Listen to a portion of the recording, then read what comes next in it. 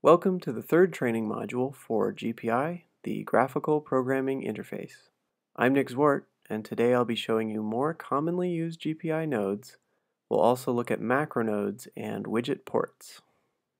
In this exercise, we'll use the sum of squares coil combination reconstruction to highlight the utility of the collapse and dimensions nodes.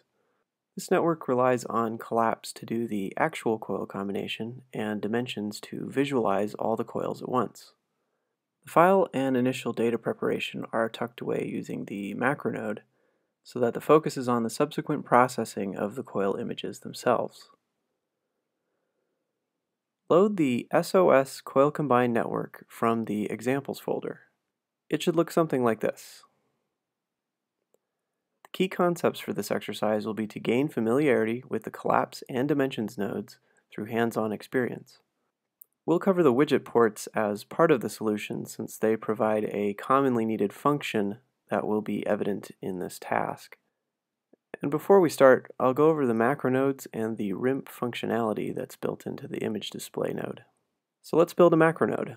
The first step is to instantiate a macro node.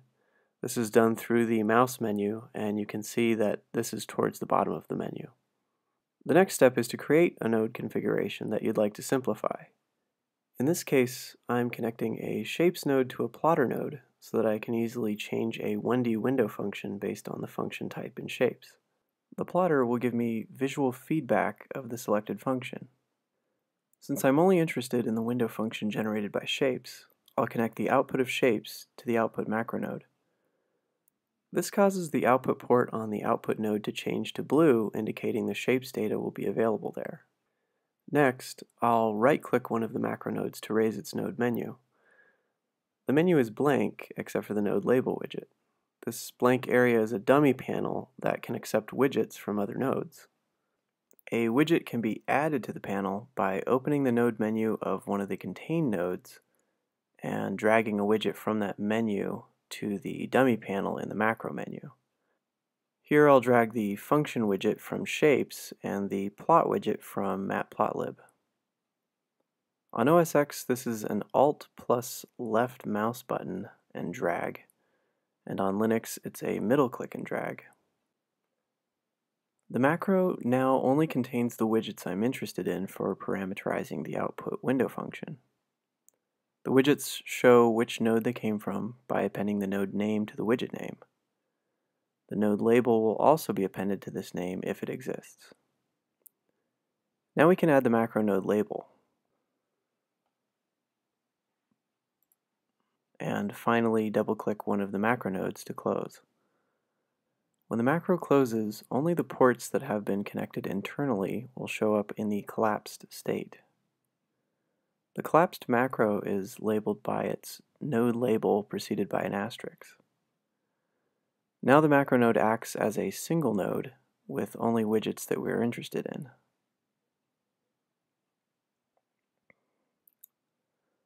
This small example network contains two shapes nodes that are generating different window functions which are being combined into a complex data type and then sent to display.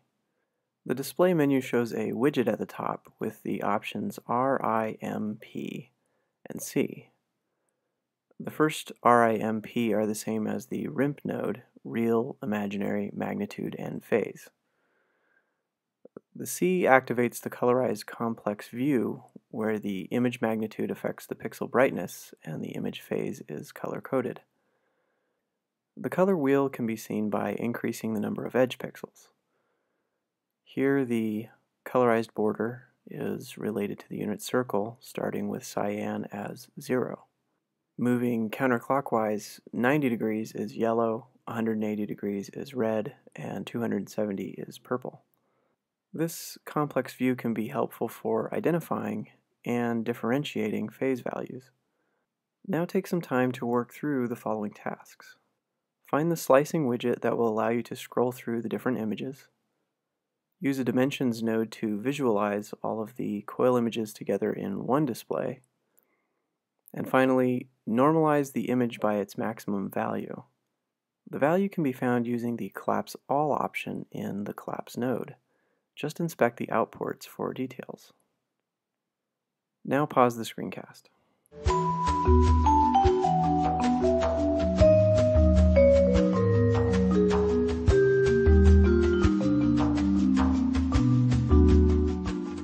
And now the solution. Reviewing the network, we see a macro node labeled Coil Images, which produces all of the Coil images belonging to a single slice of a multi-slice dataset.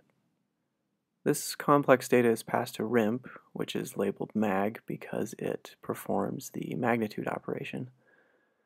The magnitude data are then passed to collapse, which is returning an array of the dimensions of only one slice. The menu shows that the third dimension is being operated on with the RMS routine. Another way of saying this would be that the RMS is being calculated over the 12 coils at each pixel location. For short, you could also say that the array was collapsed along the third dimension using RMS. The data are then passed to the viewer, and since they're not complex, the viewer defaults to grayscale. If we expand the macro, we can see that the data are being read in from a file. The two FFTs are performing an FOV reduction. The reduce is slicing a single image set, and the subsequent FFT is transforming and correcting the aspect ratio by zero padding. Opening the macro menu, we see a slicer widget, which is from a reduce node. This widget allows us to scroll through the images in this dataset.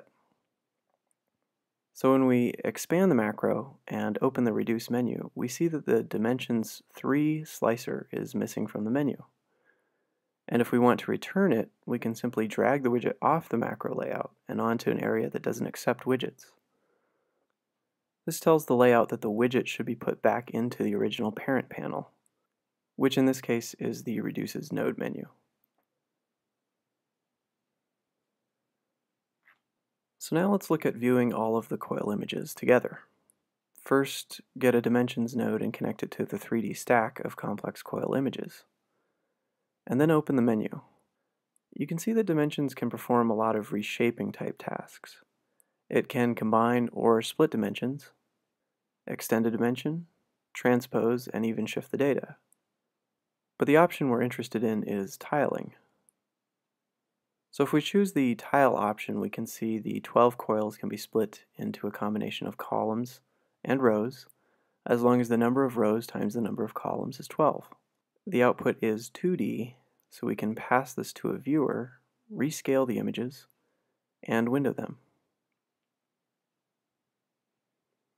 Now let's look at normalizing the max magnitude. We want to perform two steps. First, we want to find the max magnitude of the final image. Then we want to divide by that value. We can use the collapse to find the max by collapsing along all dimensions with the max operation selected. This results in a scalar value which can be seen in the info widget.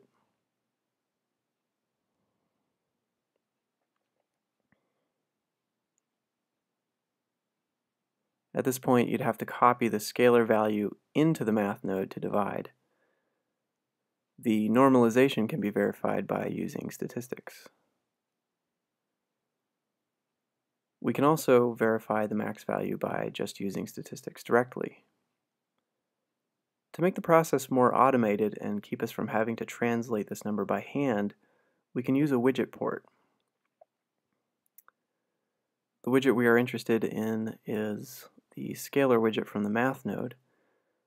So just right-click the widget to get a port menu, then click Add Import. This will cause a new circular port to show up on the math node, and hovering over this port shows the data type it requires is a float. Looking at the collapse node, the first port is an output array, but when we use the collapse all feature, the second scalar port is used, and it is also of type float. Statistics also has an output port for the max value. So now we can connect either of these output ports to the math widget port to automatically update the widget. This example has demonstrated the data manipulation node's collapse and dimensions. We've looked at the complex view of the image display and introduced the macro nodes and widget ports. You can find more information by visiting gpilab.com.